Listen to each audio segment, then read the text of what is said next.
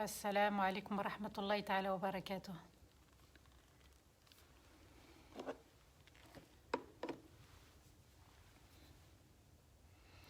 وعليكم السلام ورحمة الله وبركاته. J'espère que tout le monde va bien et j'espère que tout le monde m'entend bien. Le son est bon, barakallahu fik Zahra. أعوذ بالله من الشيطان الرجيم بسم الله الرحمن الرحيم اللهم صل وسلم على سيدنا محمد في الأولين وصل وسلم على سيدنا محمد في الآخرين وصل وسلم على سيدنا محمد في الملأ الأعلى إلى يوم الدين. رب اشرح لي صدري ويسر لي أمري واحلل عقدة من لساني يفقهوا قولي.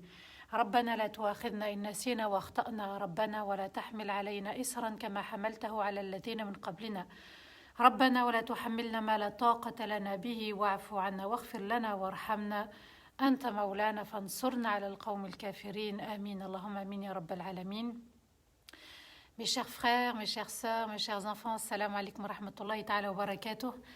Qu'Allah nous embellisse ce jour de vendredi avec sa lumière, la lumière du dhikr, la lumière des bonnes prières, des belles prières pour Allah Azza wa Jalla, la lumière des invocations et aussi la lumière de salat ala nabi, les prières pour le prophète alayhi salatu wassalam.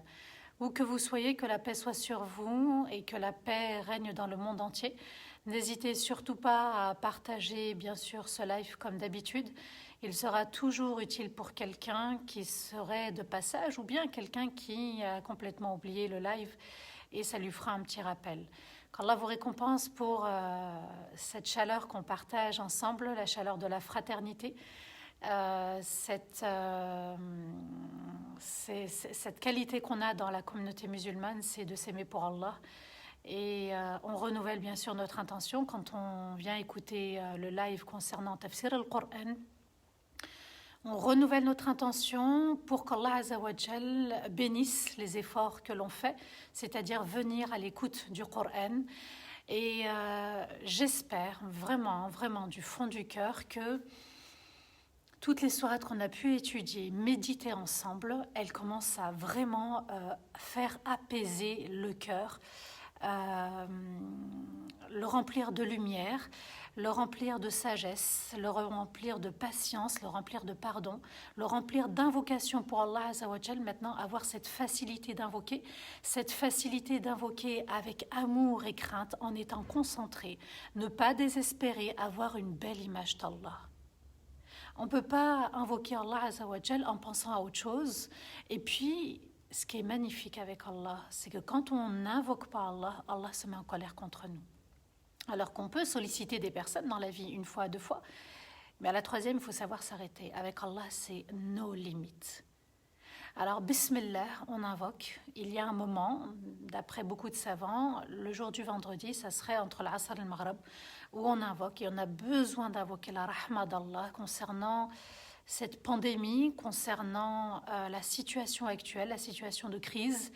Subhanallah, vous voyez qu'on porte tous des masques de façon obligatoire par rapport au Covid. Il est imposé et à un moment donné, il va falloir réfléchir sur ce masque aussi et de se dire, comme si Allah Azza wa Jal nous disait, cessez de parler, de trop parler et agissez. Parce que parler, inventer, mentir, promettre, trahir, à un moment donné, il va falloir mesurer ces paroles. Il faut qu'elles aient du sens. Il faut les peser, c'est-à-dire il faut les tamiser. Et arrêter de parler sans cesse pour ne rien dire ou pour ne rien faire. Il va falloir se pencher sur soi-même et il va falloir se concentrer sur soi-même.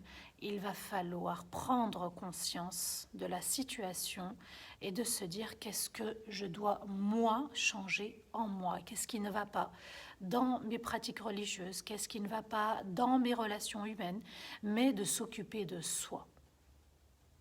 Et on va y revenir, Inch'Allah, avec la troisième partie de Surat Yunus, qui est un message fort par rapport à la situation actuelle, pourvu que ça dure, pourvu que cette réforme de soi dure dans le temps.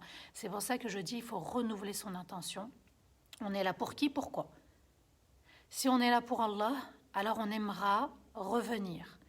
Si on a un objectif, celui d'apaiser notre âme, celui de se réformer, de changer, certes Allah nous changera parce qu'on a émis cette intention-là.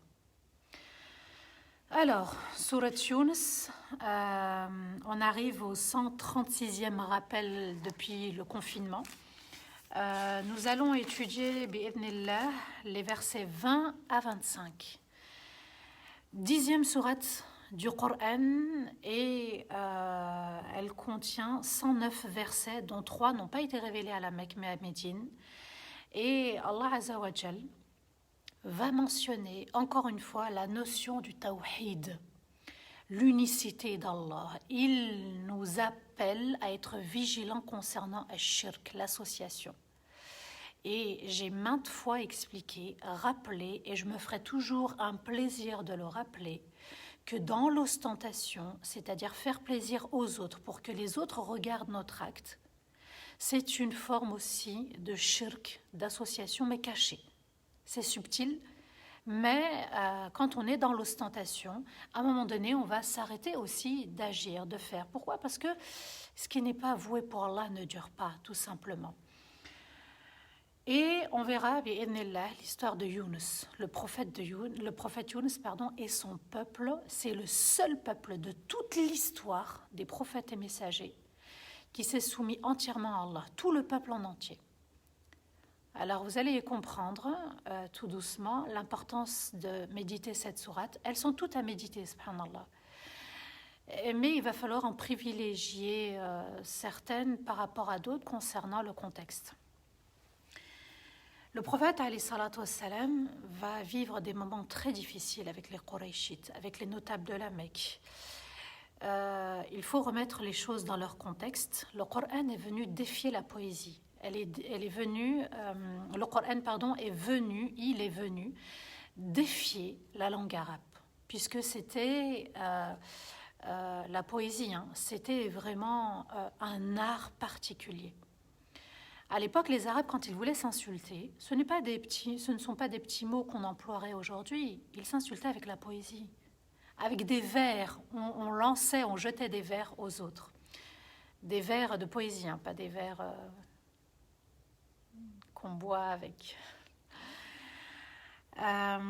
Du coup, il va vivre des moments très très difficiles parce qu'ils sont acharnés, ils sont rebelles, ils demandent des preuves alors qu'ils ont la preuve, subhanallah.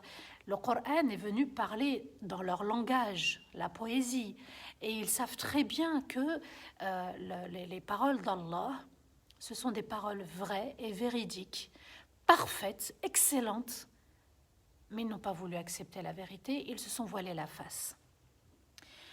Alors le prophète alayhi salatu wassalam va faire le rappel, il va continuer à faire le rappel, et à un moment donné, pour le bien des Qurayshites, pour le bien des Mécois, il va invoquer Allah Azza wa Jal.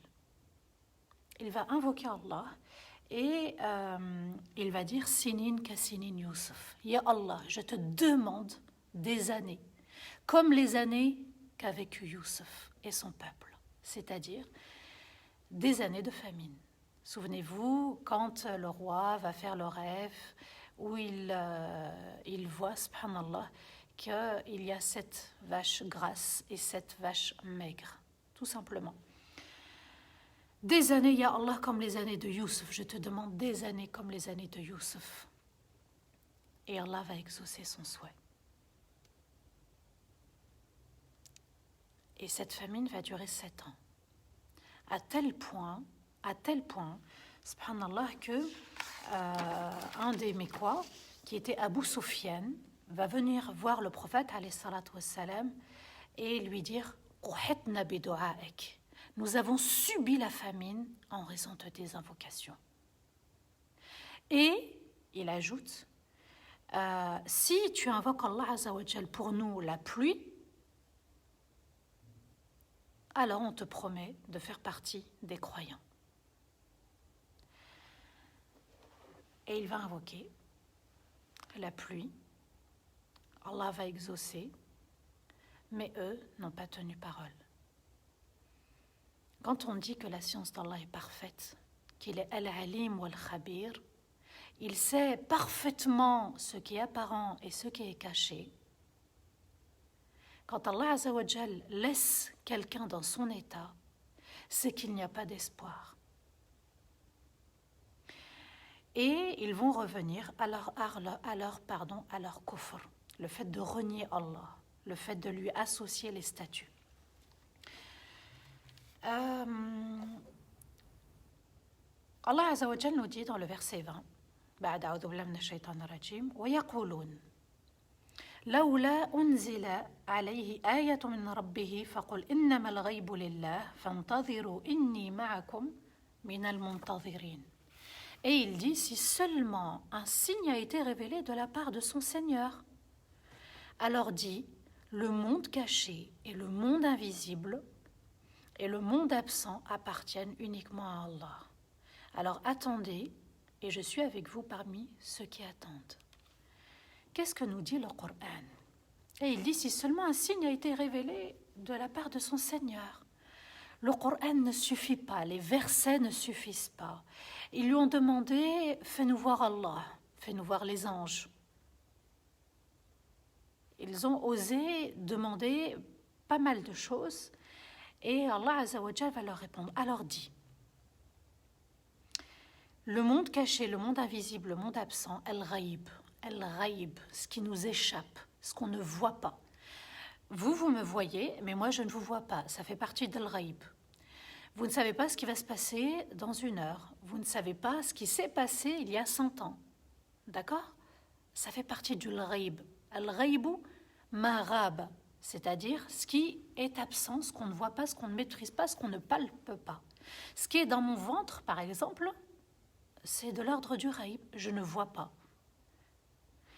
Allah Azza wa Jal va leur répondre, puisqu'il demande un signe. Eh bien, réfléchissez sur ce signe. Et Allah va détailler. Le monde caché, invisible et absent appartient uniquement à Allah.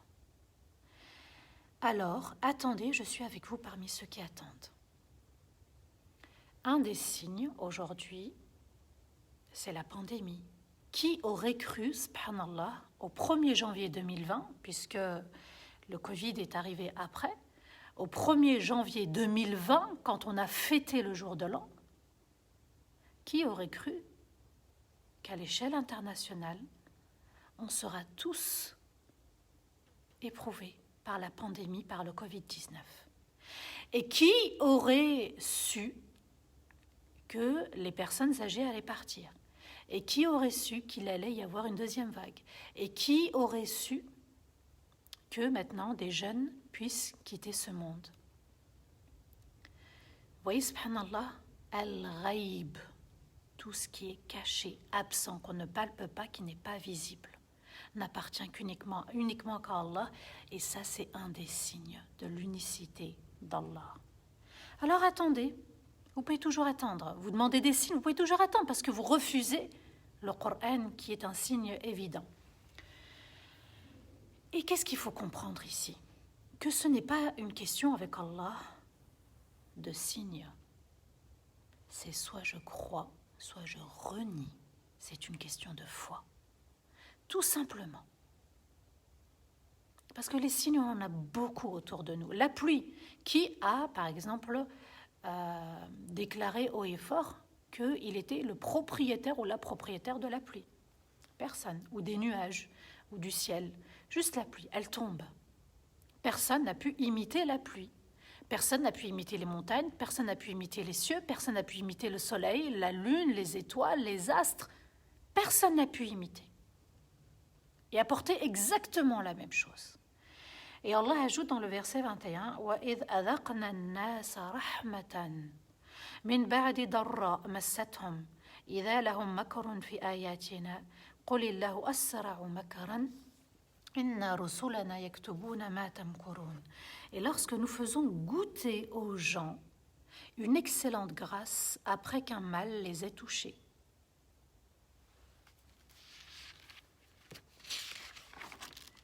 Et les voilà se moquer de nos versets, dit Allah les laisse dans leur état, et il est plus rapide dans ce qu'il leur réserve. Certes, nos messagers écrivent ce qu'ils préparent secrètement. Allah nous dit, et lorsque nous faisons goûter aux gens une excellente grâce. Avant cette pandémie, on n'a jamais entendu parler du Covid. Donc pendant des siècles et des années, on était dans une rahma. On n'était pas éprouvé par le Covid. Pendant des années et des années, j'avais la santé, par exemple, quand je tombe malade, pour prier, debout, faire mes ablutions. Le jour où je perds ma main, par exemple, l'usage de ma main, eh bien, Allah Azza wa Jal nous dit, vous avez goûté à la rahmat d'Allah pendant un moment, goûté, c'est-à-dire vous avez savouré, goûté, vous avez vécu la rahmat d'Allah à un certain moment. Et puis, lorsque Amal les touche, subhanallah, eh bien, Allah Azza wa Jal nous dit qu'il faut réfléchir. On a goûté à la rahmat d'Allah, mais on n'est pas reconnaissant, on n'accepte pas, on ne le voit pas, on refuse de le voir. Avant la pandémie, on était bien. Il n'y avait pas cette crise, on n'était pas confinés, déconfinés, confinés légers, c'est ce qui va se passer. On pouvait circuler, on n'avait pas de masque, on était dans une rahma. Et ça, il faut le reconnaître, et ça, il faut le soulever, et ça, il faut en méditer. Et Allah Azza wa Jal nous dit, après qu'un mal les ait touchés, lorsque nous faisons goûter aux gens une excellente grâce après qu'un mal les ait touchés, on a été déconfinés. Vous vous souvenez? Mais est-ce qu'on a saisi l'occasion de se remettre en question? Il y a eu le confinement, certes, mais est-ce que je dois oublier cette période où j'ai vécu une foi forte, intense quand même? On a goûté à la rahma d'Allah pendant le confinement, et beaucoup en témoignent. On a eu les portes fermées des mosquées, les portes fermées du Hajj et de la Umrah, du Tarawih pendant Ramadan, mais quand même, à côté, on a savouré. Et ça, c'est le verset d'Allah quand il dit « Inna ma'al usri yusra ». Avec une difficulté, il y a une facilité qui descend. En même temps. Et ça, il faut en être convaincu. Donc, quand on est éprouvé, et quand on invoque, déjà quand on est éprouvé, on est apaisé, parce qu'en même temps qu'une difficulté, une épreuve difficile descend, il y a aussi la solution avec. Mais cette solution, c'est moi comment je vais gérer. Est-ce que j'accepte l'épreuve? Est-ce que je vais faire les efforts pour vivre cette épreuve? Est-ce que je me lance un défi, un challenge pour réussir? Est-ce que je me remets en question pendant cette période de pandémie? On a été confinés puis déconfinés. Est-ce qu'on a repris nos mauvaises habitudes? Allah nous dit, et lorsque nous faisons goûter aux gens une excellente grâce après qu'un mal les ait touchés, et les voilà se moquer de nos versets, les rejeter. Se moquer, c'est les rejeter, démentir, les mettre de côté, les renier. C'est ça, se moquer des versets. Et les versets aussi, al-aya, c'est le signe. La pandémie, c'est un signe. Et on le vit tous les jours. Et ceux qui ont des enfants le vivent beaucoup. Les petits maintenant mettent des masques, je crois à partir de 6 ans. Au lycée, collège, lycée, ils ont des horaires pas évidents. Voilà, il y a le télétravail, on a repris pour certains le télétravail. Et Allah Azza wa Jal nous dit Allah les laisse dans leur état et il est plus rapide dans ce qu'il leur réserve. Eh bien, tu as pris ce choix, cette décision de faire comme s'il n'y avait pas eu le Covid. Tu reprends tes mauvaises habitudes. Allah te laisse dans ton état. Encore une fois, Allah nous dit, c'est vous qui décidez. Il faut savoir ce qu'on veut dans la vie. Et Allah ajoute, certes, nos messagers écrivent ce qu'ils préparent secrètement. Alors, ce qu'ils préparent secrètement, on ne sait pas ce qui se passe dans ce monde. On entend pas mal de choses concernant la pandémie. Est-ce qu'il y a eu complot? Est-ce qu'il y a eu... Allahu a'lam. Mais moi, ce que je sais et ce que nous devons savoir, c'est que les anges, Raqib Atid, écrivent. Et moi, ça me suffit pour me remettre en question. Complot ou pas complot, c'est pas mon affaire. Mon affaire, c'est le fait de gérer ma vie, gérer mes paroles, gérer mes actes, gérer les miens, ma famille, gérer aussi mon lien avec Allah Azza wa Jal, je me concentre uniquement sur moi-même. Pourquoi? En mettant l'intention que si moi je change, les choses vont changer aussi autour de moi. Et que je serai un élément du changement. Et que j'aurai apporté ma pierre à l'édifice. Allah dit Inna Allah la yughayyiru ma biqawmin hatta yughayyiru ma bi anfusihim. Allah ne change l'état d'un peuple et Allah ne changera l'état dans lequel nous vivons, notre état, la France, notre état, la Belgique, ou le Maghreb, ou le Canada, peu importe le pays dans lequel vous êtes, que si je décide de changer moi-même et je ne me soucie pas des autres. فَمَنْ شَاءَ فَلْيُؤْمِنْ Allah nous dit وَمَنْ شَاءَ فَلْيَكْفُرْ. Celui qui veut croire, il croit. Celui qui ne veut pas croire, il ne croit pas. Allah nous dit dans le verset 22, il est un peu long, هو الذي يسيركم في البر والبحر حتى إذا كنتم في الفلك وجرين بهم بريح طيبة وفرحوا بها جاءتها ريح عاصف وجاءهم الموج من كل مكان وظنوا أنهم أحيط بهم دعوا الله مخلصين له الدين لئن أنجيتنا من هذه لنكونن من الشاكرين.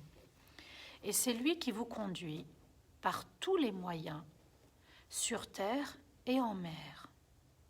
Et lorsque vous êtes à bord d'un bateau, nous les faisons traverser la mer avec un vent doux et agréable. Et ils ont apprécié ce vent. Un vent violent s'en prend au navire et les vagues s'agitent autour d'eux par tous les côtés. Et ils étaient convaincus d'être encerclés sans pouvoir s'en sortir. Et ils ont alors invoqué Allah de manière sincère et contraints d'invoquer. Et Allah ajoute, si tu nous sauves, c'est leur doua, de cette situation, nous serons reconnaissants pour une obéissance à toi. On sera reconnaissant en t'obéissant. Qu'est-ce qu'Allah nous dit? Mais vraiment, contextualisez pour vous, contextualisez le verset par rapport à la situation générale. C'est lui qui vous conduit par tous les moyens sur terre et en mer. C'est-à-dire que quand je marche, quand je cours, quand je prends ma voiture, quand je prends mon scooter, quand je prends ma moto, quand je prends le car, quand je prends le bus, n'importe quel moyen sur terre pour me déplacer, c'est lui qui vous conduit. Allahu Akbar. Et il est là à nous guider. Accompagnement privé, personnalisé. C'est lui qui vous conduit par tous les moyens sur terre et en mer. Et Allah nous dit, même en mer, je me charge de vous accompagner. Donc tout trajet, toute circulation, tout mouvement, tout déplacement est opéré par Allah. Un accompagnement parfait pour des invocations sincères. Allah nous dit, donc sur terre et en mer, même le fait de marcher, le fait de se tenir debout, c'est Allah qui nous maintient. Si Allah ne nous maintenait pas, on tomberait. Prenez un bâton. Si vous ne le tenez pas, il tombe. Il ne peut pas tenir debout, le bâton. C'est pas vrai. Il n'a pas été créé pour tenir debout. Et c'est Allah qui nous a créés pour être debout et se maintenir debout par sa force. Et Allah Azza wa Jal nous a donné aussi la science de la voiture, la science d'un car, d'un bus, tout ce que vous voulez, et même le bateau. C'est-à-dire Allah nous a montré, nous a guidé comment construire des véhicules, des scooters, des motos, des bateaux. C'est Allah qui nous a accompagnés, même dans la science de les avoir inventés, mis sur le marché et on les utilise. Et lorsque vous êtes à bord d'un navire, Allah maintenant va prendre cet exemple, c'est-à-dire qu'on est installé dans un bateau en mer. Là, on est en train de voyager sur l'eau. Nous les faisons traverser la mer avec un vent doux, agréable, et ils ont apprécié ce vent. Alors imaginez, vous êtes dans un bateau, et puis le bateau navigue, et Allah nous dit, c'est nous qui le faisons traverser la mer. Si vous prenez un canoë, si vous prenez un jet ski, tout ce que vous voulez, tout moyen sur l'eau. Un vent violent s'en prend au navire, et soudainement, c'est la crise, la tempête, une tempête en mer. Allah nous dit, et les vagues s'agitent, s'acharnent autour d'eux par tous les côtés. À droite, à gauche, devant, derrière. Et imaginez la scène. Les eaux s'agitent. Allah nous dit, et ils étaient convaincus d'être encerclés sans pouvoir s'en sortir. Wa uhita bihim. Ça y est, on va couler, le navire va couler, ça y est, on va sombrer en mer. Et Allah ajoute, ils ont alors invoqué Allah de manière sincère et contraints d'invoquer. À ce moment-là, Allah nous dit, leurs doigts sont sincères. Seigneur, sauve-nous. Seigneur, viens-nous en aide. Et c'est la doua de celui qui est en détresse et qui demande le secours d'Allah. Allah Azza wa Jal nous dit, à ce moment-là,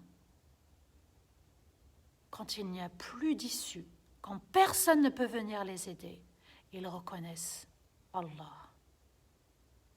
Ça signifie quoi? Qu'ils ont oublié leur statut, qu'ils ont oublié qu'ils étaient dépendants de certaines personnes.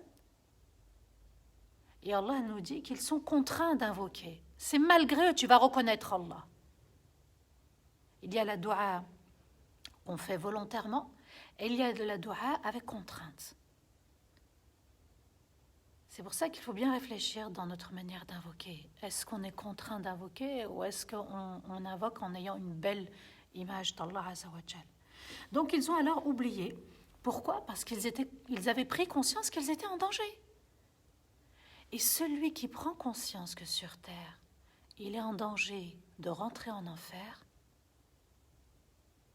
alors il choisit d'obéir, de se prosterner, de vivre l'humilité et de s'en remettre à Allah. Elle est là la différence. C'est ça qu'Allah veut nous faire comprendre à travers ce verset. C'est que quand on prend conscience d'un mal, d'une difficulté, d'un danger, on s'expose, là, on accepte. Que ce soit pour une épreuve, accepter une épreuve, que ce soit le fait d'être non-musulman. Allah nous dit, quand ils voient le danger, c'est là où ils réagissent. Et en fait, en d'autres termes, celui qui a l'amour du bas monde et qui n'a pas conscience qu'il va rendre des comptes le jour du jugement, ou qu'il va mourir, ou qu'il y a l'au-delà, s'il ne prend pas conscience, il ne pourra pas changer.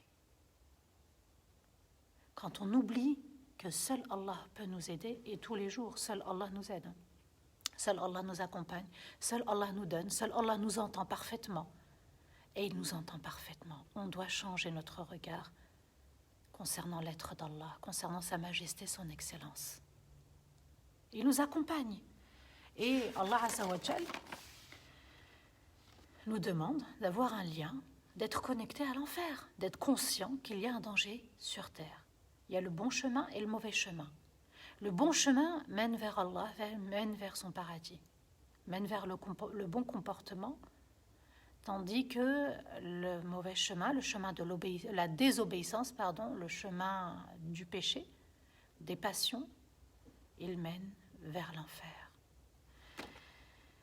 Ya Allah, si tu nous sauves de cette situation, on te sera reconnaissant et on t'obéira.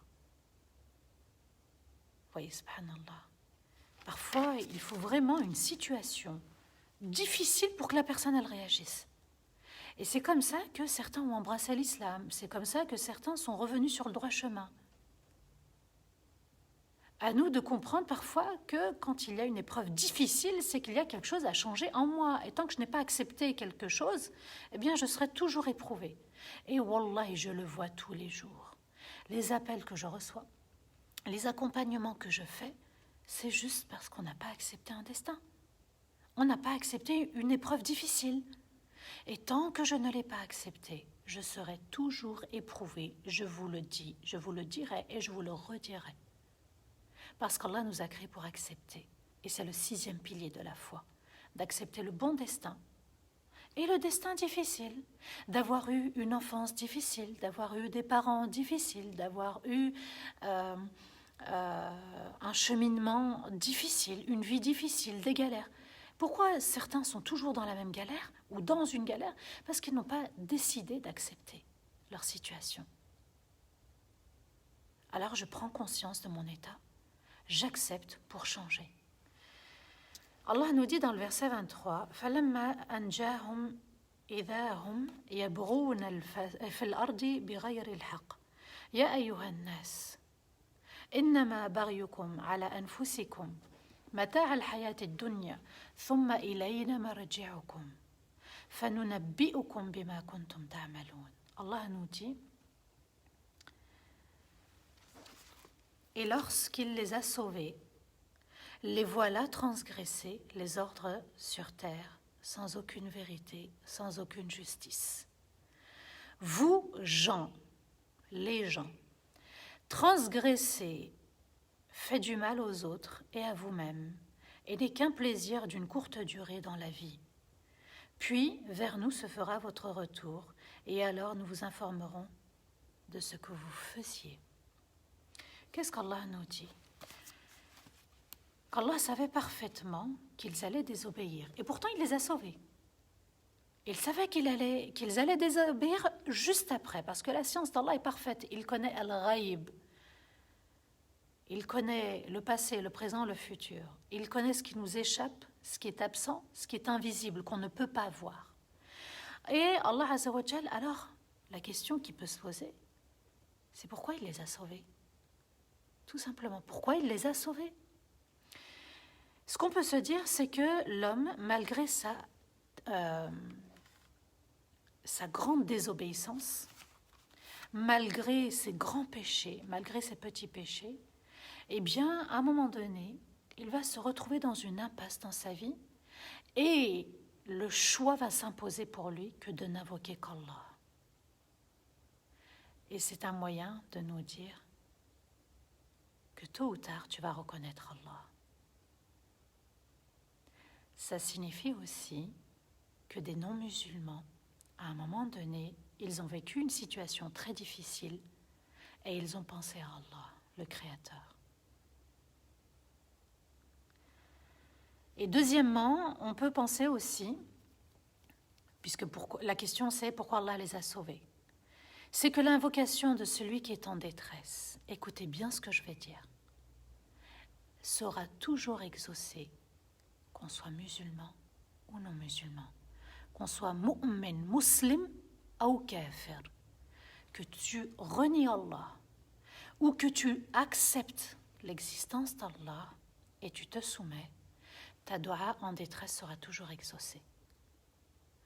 Alors à nous, en tant que musulmans et véritables croyants, d'invoquer Allah comme si on était en détresse, d'être sincère, de supplier, d'avoir la belle image que seul Allah pourra nous guider, nous donner, nous combler, nous sauver, nous maintenir sur le droit chemin.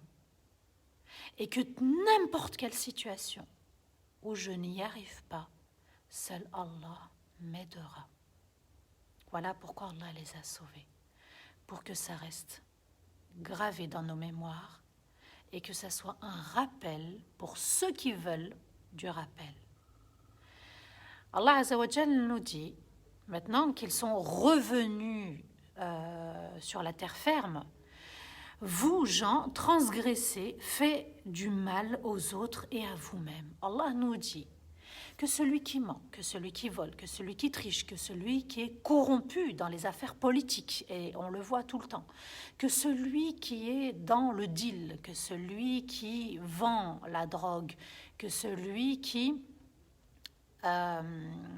répand le mal par l'infidélité, par les relations interdites, par le proxénétisme, je déballe un peu tout, par les jeux de hasard, par la cigarette, par la désobéissance aux parents aussi, par toutes ces choses, par la médisance, par le fait de ne pas prier, de négliger sa prière, de ne pas être concentré.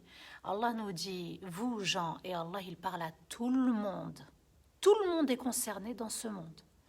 Transgresser fait du mal aux autres et à vous-même, et n'est qu'un plaisir d'une courte durée dans la vie.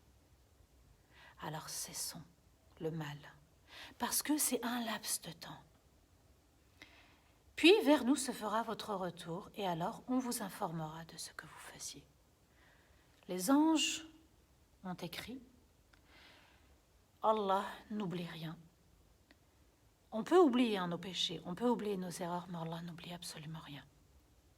À nous de faire le choix. C'est-à-dire que je n'arrive pas à arrêter la cigarette et je ne porte aucun jugement. Tu as le droit à l'erreur. C'est ton droit de te tromper. On a été créé pour faire des erreurs et commettre des péchés. Mais l'erreur à ne pas commettre, c'est de ne pas se repentir.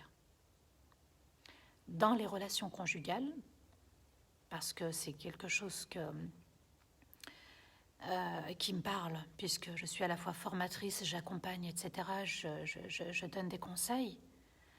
Tant qu'on n'a pas lavé nos erreurs par un repentir, nos péchés dans le couple par un repentir, et les deux conjoints, la situation conflictuelle continuera. Connaître ses droits et ses devoirs, pour vivre une belle relation conjugale, ça arrive de se tromper, ça arrive de commettre des péchés, mais Allah yahdina, qu'Allah nous guide vers le repentir. Si vous voulez réussir votre vie conjugale, repentez-vous. Il faut laver, il faut renouveler son intention. C'est ça qui va maintenir le couple. C'est une des raisons, bien sûr, une des raisons pour maintenir le couple. Il y a d'autres raisons. C'est pour ça que j'ai développé une formation sur toute une année à Lyon. Et puis, je le fais en format plus intense et plus réduit sur 2 week-ends dans la France et en dehors de la France. Allah nous dit que vous transgressiez parce que c'est votre choix. Sachez que vous faites du mal aux autres et à vous-même. Et que les comptes, votre livre sera présenté à vous et vous allez voir par vous-même tel jour, telle heure, tel mois, telle semaine, l'été, l'hiver, l'automne, le printemps. Voilà ce qu'on a fait à tel moment. Dans le verset 24, Allah nous dit « Innama mathalul hayati dunya kama anzalnahu minas sama fakhtalata bihi nabatul ard mimma ya'kulun nas wal an'am hatta idha akhadhat al ardu زخرفها وزينت وظن أهلها أنهم قادرون عليها أتاها أمرنا ليلا أو نهارا فجعلناها حصيدا كأن لم تغن بالأمس كذلك نفصل الآيات لقوم يتفكرون. L'exemple de la vie sur terre est comme l'eau qu'on a fait descendre du ciel. J'y vais tout doucement, est comme l'eau qu'on a fait descendre du ciel. Et c'est mélangé à la terre pour donner vie aux plantes sur terre, pour donner vie à la végétation sur terre, et qu'elle soit une nourriture pour les gens et les bêtes, jusqu'à ce que la terre s'embellisse par toute forme d'embellissement. Et les habitants sur terre sont convaincus d'y retourner le lendemain pour la récolte. Notre ordre a été décrété dans la nuit ou dans la journée. Alors nous avons fait de cette terre une terre moissonnée, comme s'il n'y avait rien eu la veille. C'est ainsi que nous détaillons de manière claire les versets et les signes pour ceux qui réfléchissent. Qu'est-ce qu'Allah nous dit ? Bien méditer sur cet exemple. À ceux qui sont attachés à la vie et qui en ont oublié les comptes, le jour du jugement. L'exemple de la vie sur terre est comme l'eau qu'on a fait descendre du ciel. Alors imaginez la terre, il n'y a rien dessus. Et imaginez l'eau qui tombe du ciel. Elle tombe d'où ? Allah nous dit du ciel. Il confirme pour dire que ça ne vient que d'Allah. Ça ne peut pas venir de nous. Même si on irrigue, même si on utilise des citernes, on utilise des grands tuyaux d'arrosage, c'est l'eau. À la base, c'est l'eau de la pluie. Allah nous dit, et cette eau, elle s'est mélangée à la terre pour donner vie à la végétation, pour donner vie aux arbres, aux champs d'agriculture, aux fleurs, aux vergers, à tout ce qui pousse de terre. Et qu'elle soit une nourriture pour les gens et les bêtes. Donc ce qui va pousser de terre, qui va sortir, ça peut être des fruits, ça peut être des légumes, ça peut être les féculents, etc. Eh bien, l'être humain va consommer, va en manger, va s'en servir, et les bêtes aussi. Donc, nous sommes les consommateurs, nous, les êtres humains et les bêtes. Jusqu'à ce que la terre s'embellisse par toute forme d'embellissement. Et Allah a décoré, a embelli la terre par quoi? Par différentes plantes, par différents arbres, par différentes fleurs, par différents champs. Allah nous dit qu'il a embelli tout ceci et c'est beau à voir. Donc l'eau, le mélange avec la terre, ceux qui consomment, tout est beau et magnifique. On a travaillé la terre, on a décoré, on a contribué aussi.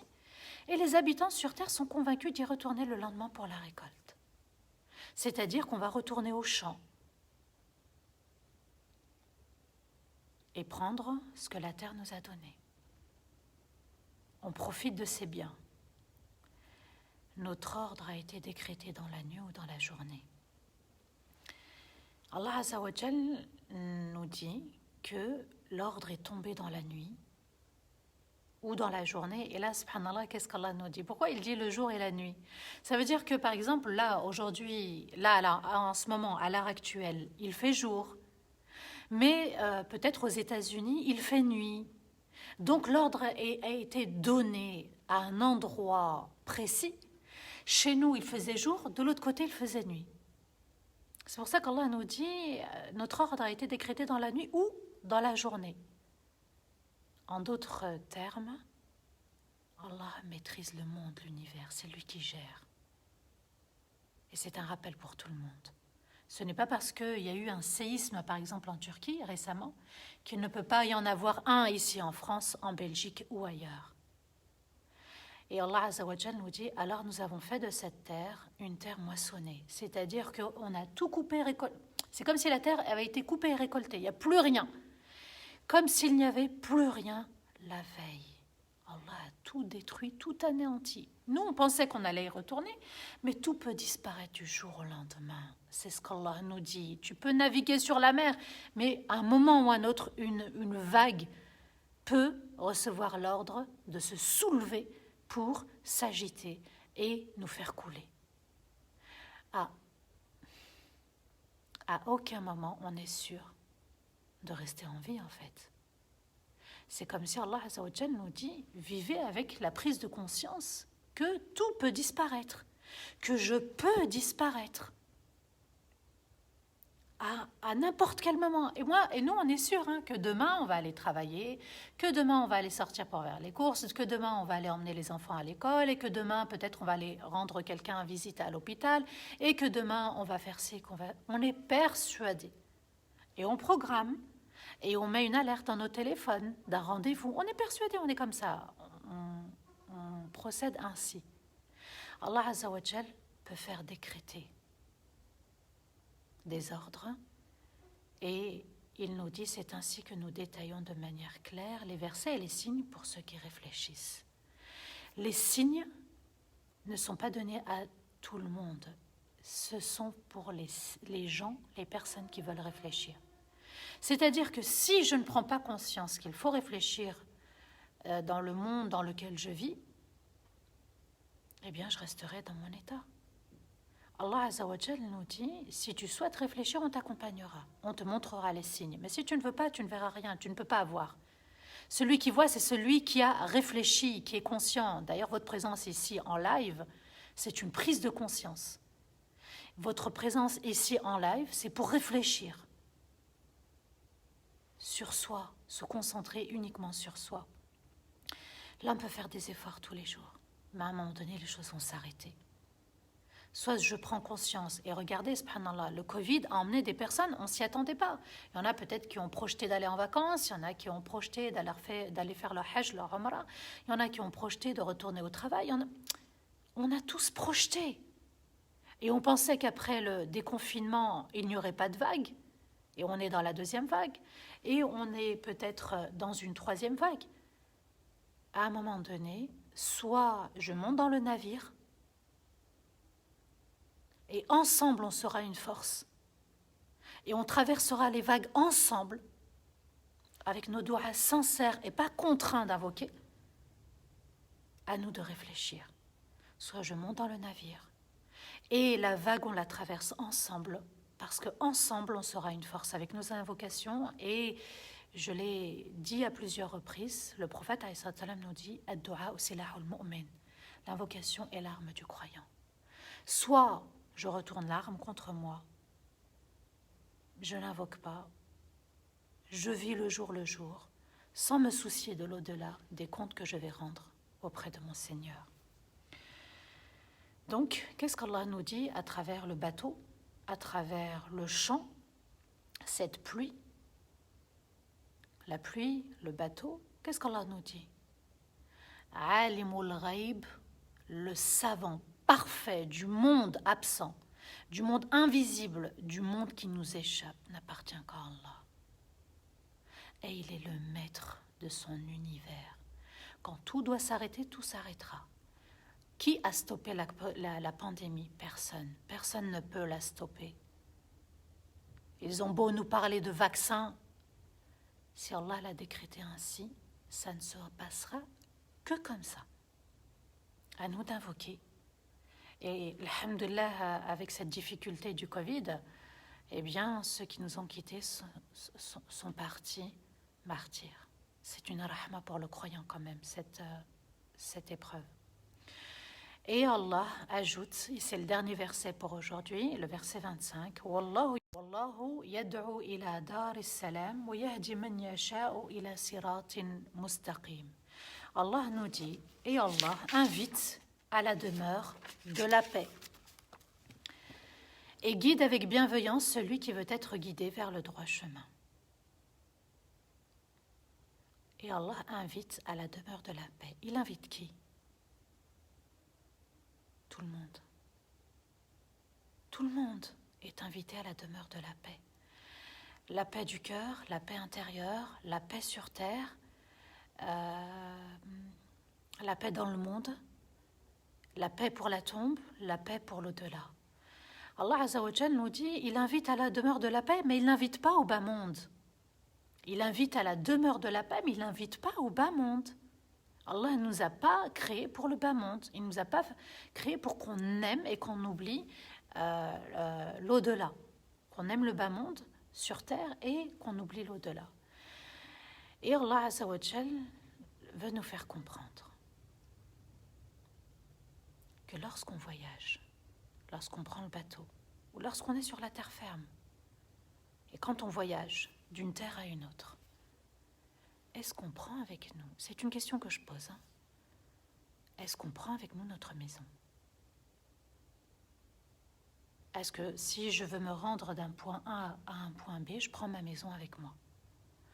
Est-ce que quand je prends le bateau, est-ce que j'emmène toute ma maison avec moi? On prend que notre valise, que l'essentiel. L'essentiel, ce sont des invocations sincères, des œuvres sincères et bonnes, vouées pour Allah. On prend ce qui est meilleur pour nous et qui va nous faire gagner l'au-delà, pour réussir l'au-delà.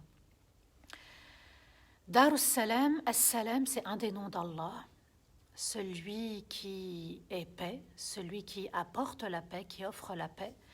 Et As-Salam, c'est la protection de tout mal en fait. Allah Azza wa Jal nous invite à une demeure, à une maison, à une habitation où on ne vit pas le mal. Celui qui est dans l'obéissance à Allah ne vivra pas le mal. Il sera éprouvé et son épreuve sera toujours un bien pour lui. Allah Azza wa Jal nous invite à la demeure de la paix et il invite tout le monde, vous avez vu, aux gens. Souvenez-vous, subhanallah, de ceux qui invoquent contraints, avec sincérité. Et Allah Azza wa Jal nous invite, et il invite tout le monde à la guidance. Pour être guidé, Déjà, il va falloir avoir un objectif. Quel est ton objectif? Est-ce que tu veux l'au-delà? Parce que c'est la maison de la paix, la demeure de la paix. Quelle stratégie tu développes aussi pour y arriver? C'est-à-dire le moyen de la guidance, de solliciter la guidance d'Allah, d'invoquer la guidance d'Allah, de vouloir la guidance d'Allah, de choisir le chemin, le droit chemin d'Allah. C'est comme ça qu'Allah Azza wa Jal veut qu'on soit. Et il nous a donné le choix, le bon chemin ou le mauvais. Soit on est vers la destruction sur terre, on se fait du mal, on fait du mal aux autres. Soit on est sur le droit chemin et on appelle les gens vers le bien grâce à notre bon comportement uniquement pour Allah Azza wa Jal. Alors vous avez vu qu'on a fait le rappel de la mort, vous avez vu qu'on a fait le rappel du Covid, et j'aimerais maintenant faire et rendre un grand hommage à un homme qui s'appelle Abd Sadiq, rahimahullah, qui nous a quittés mercredi 18, juste avant le Fajr. Il est décédé du Covid. C'était un très bon père, c'était un très bon croyant, c'était un homme qui aimait son Seigneur et qui aimait les maisons d'Allah Azza wa Jal. Il est parti, subhanallah, avec le Covid, martyr, et c'était un homme qui avait une particularité, une spécificité, cet homme qui s'appelle Abd Sadiq, l'amour des mosquées. Son cœur était attaché aux mosquées, et une de ses filles m'a demandé d'invoquer Allah pour lui. Il sera enterré en Belgique parce que voilà, les conditions font que. C'était un homme, subhanallah, qui aimait nettoyer les mosquées. Combien aujourd'hui parmi nous a le souci de porter une mosquée dans le cœur, d'être présent à la mosquée, de prier à la mosquée, d'œuvrer sincèrement pour la mosquée? Et c'était un homme qui aimait la lecture du Coran, qui était sage, qui était souriant. Et subhanallah, à n'importe quel moment, on pouvait le solliciter, il répondait. Regardez cette générosité, cette bienveillance qu'il a laissée derrière lui. Et Allah a voulu qu'on invoque Allah pour lui aujourd'hui, vendredi. Eh bien, subhanallah, quand on est quelqu'un qui aime Allah, quand on œuvre pour Allah, puisqu'il a fait partie des premiers musulmans en Belgique, à bâtir les mosquées, eh bien Allah Azza wa Jal nous fera honneur à la fin. À nous de changer notre intention, d'avoir un objectif déterminé, précis. À nous de déployer aussi des stratégies. Une des stratégies de ce papa, de ce grand croyant, Abd Sadiq, c'était l'amour des mosquées, l'amour d'Allah, l'amour du Coran, l'amour de la salat. Nettoyer une mosquée, subhanallah, quoi de plus noble que de rentrer dans une maison d'Allah. D'ailleurs, je suis aussi très touchée par cet homme, subhanallah, parce que quand je me suis rendue en Belgique, l'année dernière, quasi à la même période, pour donner une conférence, c'était le premier à dire, c'est une femme, et il faut qu'elle intervienne pour les hommes et pour les femmes. C'est, subhanallah, un signe de sagesse, parce qu'il a compris que les épouses du prophète ﷺ se sont adressées aussi aux hommes, ils échangeaient entre eux, ils se côtoyaient. Il n'y avait pas d'interdit. Tant qu'on est dans la pudeur, tant qu'on est dans le respect de l'un comme de l'autre, eh bien, Allah Azza wa Jal se charge du reste. On va invoquer Allah Azza wa Jal pour lui, pour nous tous, et qu'Allah Azza wa Jal nous permette de toujours solliciter Allah, d'avoir confiance en lui, et on espère avoir une belle fin. Mais pour ça, je dois avoir l'intention, mettre l'intention et déployer les moyens, déployer une stratégie, mettre en place une stratégie pour y arriver. Le live est un moyen. أعوذ بالله من الشيطان الرجيم بسم الله الرحمن الرحيم اللهم يا ودود يا ودود يا ودود يا ذا العرش المجيد يا فعالا لما تريد نسألك بعزك الذي لا يرام وبملكك الذي لا يضام وبنور وجهك الذي ملأ أركان عرشك أن ترحم أخانا عبد الصادق رحمة واسعة. اللهم ارحمه وارضى عنه وارزقه الفردوس الأعلى. اللهم نور قبره، اللهم نور قبره، اللهم نور قبره، اللهم وسع في قبره، اللهم وسع في قبره، اللهم وسع في قبره. اللهم يا أرحم الراحمين يا رب العالمين ارزقه الفردوس الأعلى، اللهم ارزقه الفردوس الأعلى، اللهم ارزق الفردوس الأعلى يا رب العالمين. اللهم ارضى عنه وعفو عنه يا أرحم الراحمين يا رب العالمين. اللهم ارضى عن زوجته وأولاده. اللهم يا أرحم الراحمين يا رب العالمين ارحم جميع موتانا من المسلمين والمؤمنين. اللهم ارحم جميع موتانا من المسلمين والمؤمنين. اللهم ارحم آباءنا وأجدادنا وإخواننا وأخواتنا الذين سبقونا بالإيمان. اللهم ارحم مرضانا، اللهم ارحم مرضانا، اللهم ارحم مرضانا واشف مرضانا يا رب العالمين. اللهم يا أرحم الراحمين يا رب العالمين رحمتك التي وسعت كل شيء، رحمتك التي وسعت كل شيء، رحمتك التي سبقت غضبك ارحمنا جميعا يا رب العالمين. اللهم ارفع عنا البلاء، اللهم ارفع عنا البلاء، اللهم ارفع عنا البلاء يا ربنا يا خالقنا ويا رازقنا ويا من تسمعنا ويا من ترانا ويا من تستجب دعاءنا كما وعدتنا. أصلحنا وأصلح بنا وأصلح معنا وأصلح ذريتنا وأصلح أزواجنا وأصلح آباءنا وأمهاتنا وأجدادنا. اللهم أصلح بنا وأصلحنا وأصلح معنا. اللهم وحد قلوبنا ووحد صفوفنا ووحد كلمتنا. اللهم ارزقنا الشهادة قبل الموت، اللهم ارزقنا الشهادة قبل الموت، اللهم ارزقنا الشهادة وحسن الخاتمة قبل الموت يا رب العالمين وعند الموت.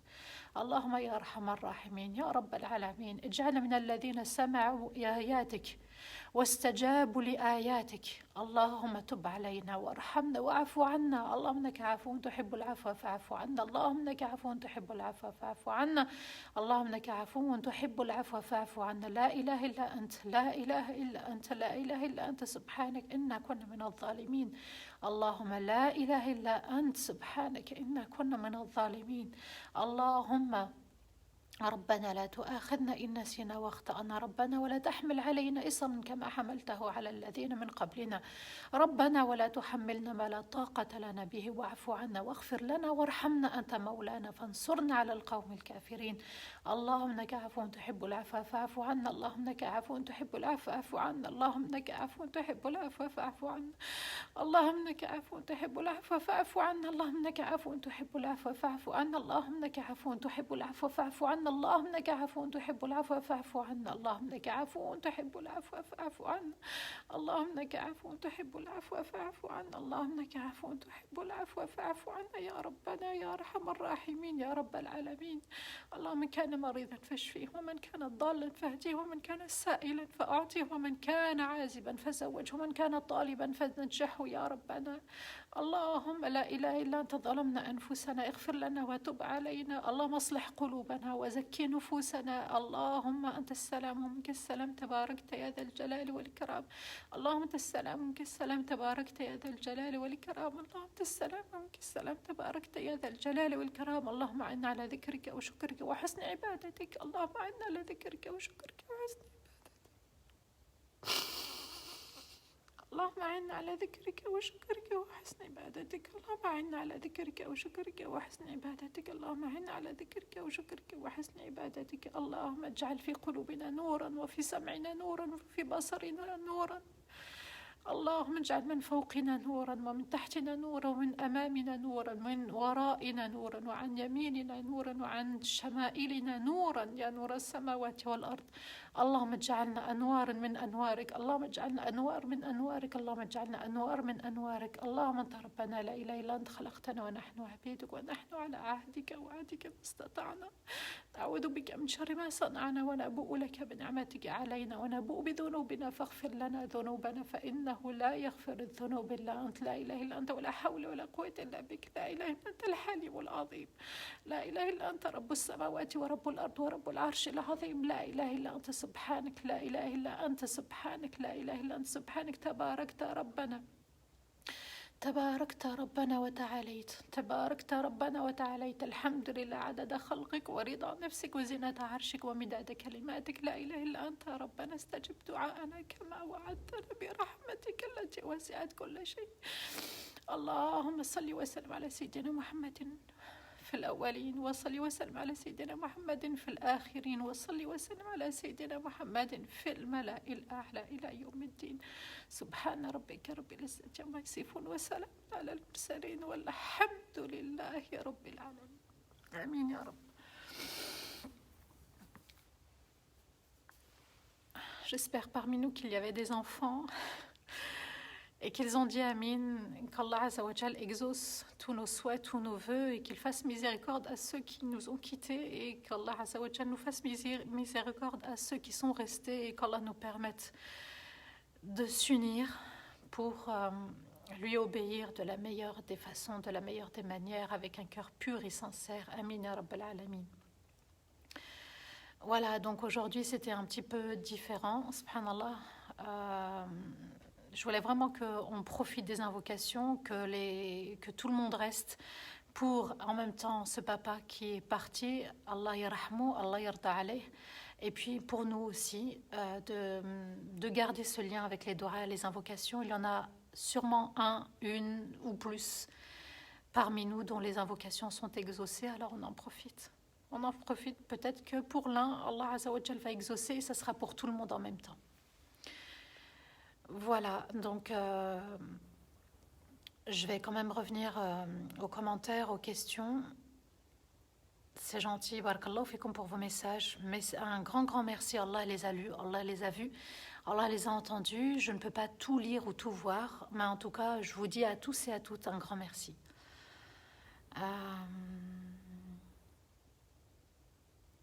Voilà, donc alors si vous avez des questions, bismillah, n'hésitez pas.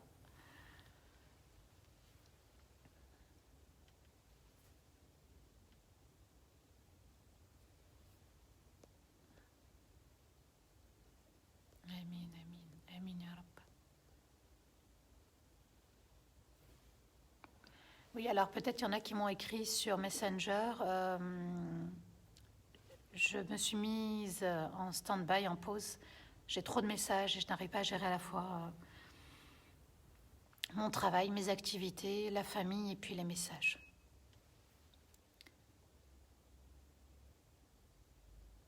Amin, amin, qu'Allah vous protège aussi.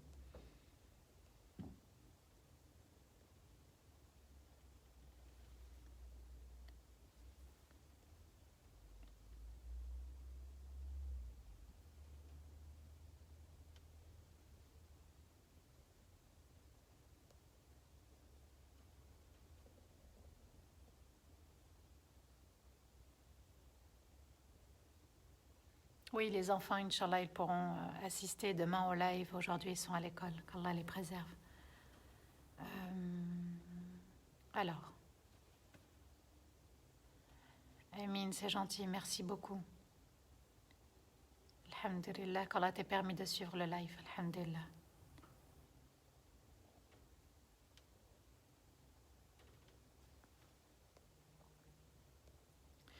Alors, Anissa, tu me demandais si tu pouvais poster les anciens rappels. Oui, bismillah, il n'y a pas de souci. Oui, bismillah.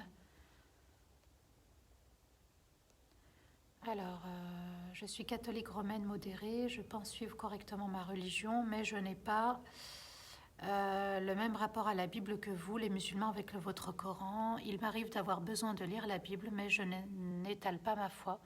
C'est mon intimité. Alors...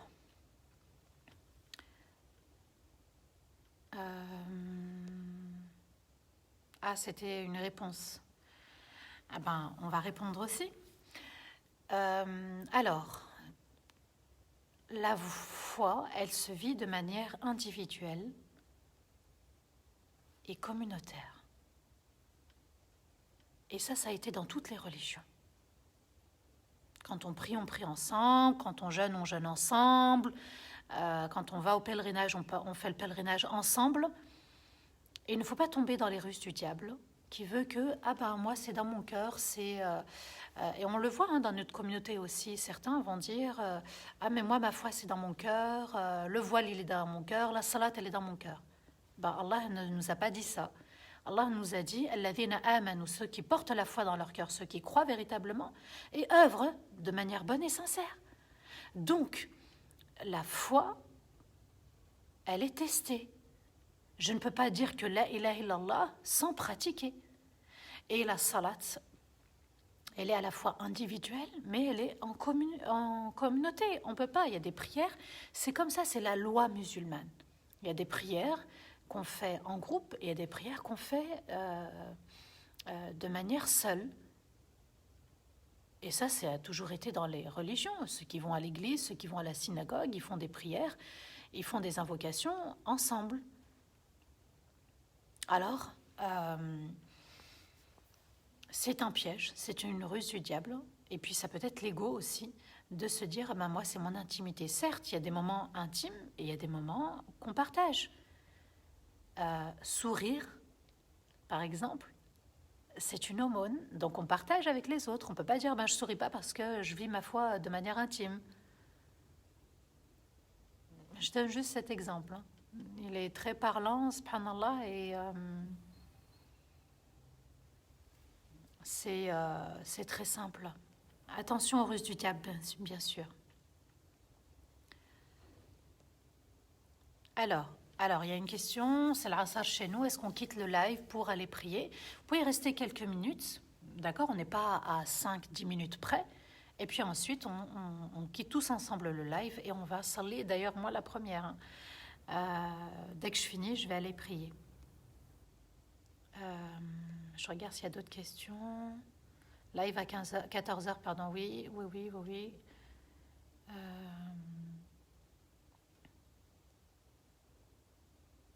Alors, s'il n'y a pas d'autres questions, Inch'Allah, on va se quitter. On a fait dua.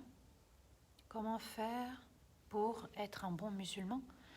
Ben, déjà connaître ce qu'Allah nous demande, ce que le prophète nous a enseigné, et de dire la ilaha illallah, d'avoir un bon comportement et de savoir rester sur le droit chemin. Il y a les 5 piliers de l'islam, certes, mais ça ne suffit pas dans la religion, les 5 piliers de l'islam. Il y a les 6 piliers de la foi et ça ne suffit pas. On doit tout mettre en pratique.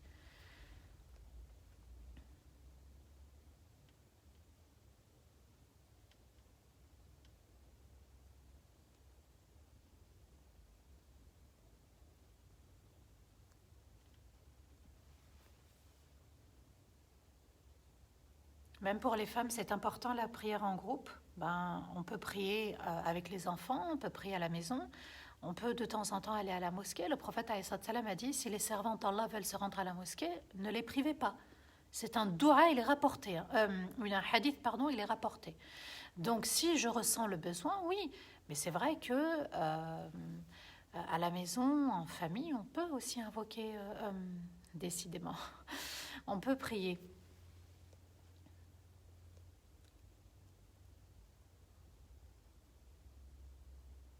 Est-ce que dans l'islam, est-ce qu'on a le droit de faire un programme pour le lendemain? Oui, bien sûr.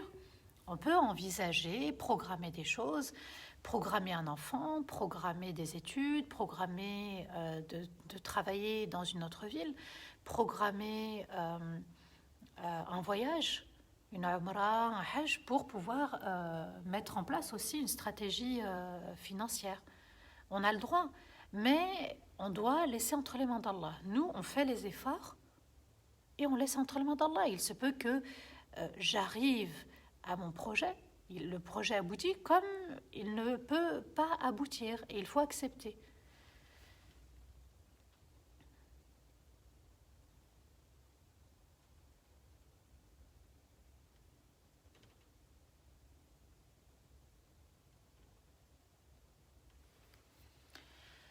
Alors, on me demande quel est mon métier. Je suis formatrice, conférencière, formatrice. Donc, j'ai développé même trois formations. Alors, il y en a deux, c'est le même thème. C'est le mariage, le couple, célibataire, divorcé, marié, homme, femme. Donc, à Lyon toute l'année et sur 2 week-ends en intensif dans la France ou en dehors. Et puis, j'ai développé aussi la forte personnalité. Toutes ces formations, hein, selon les textes, selon le Coran et la Sunna du prophète alayhi salatu wassalam. Voilà, donc je vais avoir Inch'Allah une autre fonction par la grâce d'Allah et en temps voulu, je vous le dirai, bi'idhnillah. N'oubliez pas aussi de contribuer au Tipeee ou au Tipeee, je ne sais même pas comment on dit. Vous voyez ce qui est épinglé en dessous, c'est pour encourager la chaîne à faire soit les tournages, puisque certains tournages vont arriver, il y a eu le confinement, malheureusement. Et puis, soit, par exemple, c'est pour des abonnements, parce que toutes ces vidéos, vous avez vu, hein, ils ont dépassé, machallah, maintenant les 2500 vidéos, Allahu Akbar, eh bien, ça demande de les stocker, ça demande de les préserver, de les protéger. Et parfois, il y a des vidéos qu'on va remettre sur la chaîne pour que vous puissiez toujours en profiter. Est-ce que j'ai des livres? Non. Moi, je préfère parler.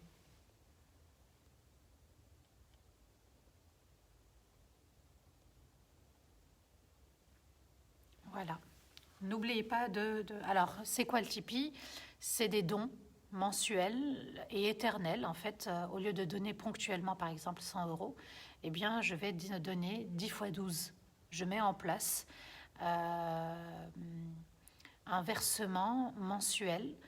Et il y a le prélèvement aussi, si vous souhaitez récupérer le compte bancaire et faire des virements automatiques. Qu'Allah vous récompense grandement. Il est important, machallah, c'est une chaîne vivante. Elle a fait vivre le confinement. Elle continue à faire vivre le confinement. C'est une chaîne, subhanallah, où on a des prêches alors que les mosquées sont fermées. On a des rappels le soir. On est, subhanallah, vraiment gâtés. Le vendredi, on a les invocations du matin. Moi aussi, je reçois les notifications. On a des rappels le soir. On a eu Farid Mounir, mashallah, il n'y a pas longtemps. Rien qu'hier soir, subhanallah, je n'ai pas pu l'écouter parce que j'enseignais. Voilà, mashallah, c'est une chaîne qui fait revivre la foi tous les jours. Et on est à 285 € par mois. Ça serait bien qu'on atteigne les 500.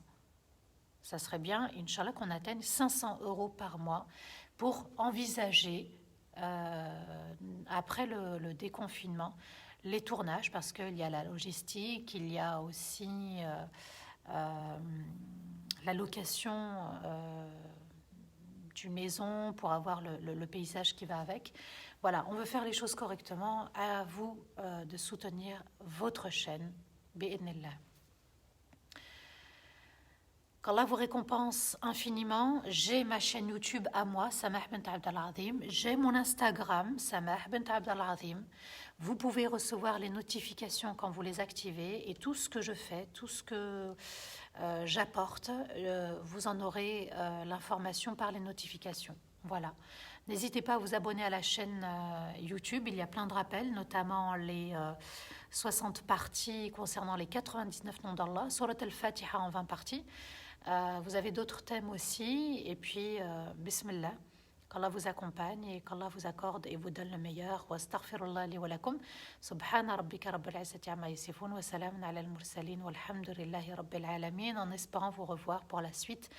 Demain à 14h, qu'Allah vous protège, vous comble, vous illumine, vous élève et vous accorde le meilleur. Amin ya rabbil alamin. Wassalamu alaikum wa rahmatullahi wa barakatuh.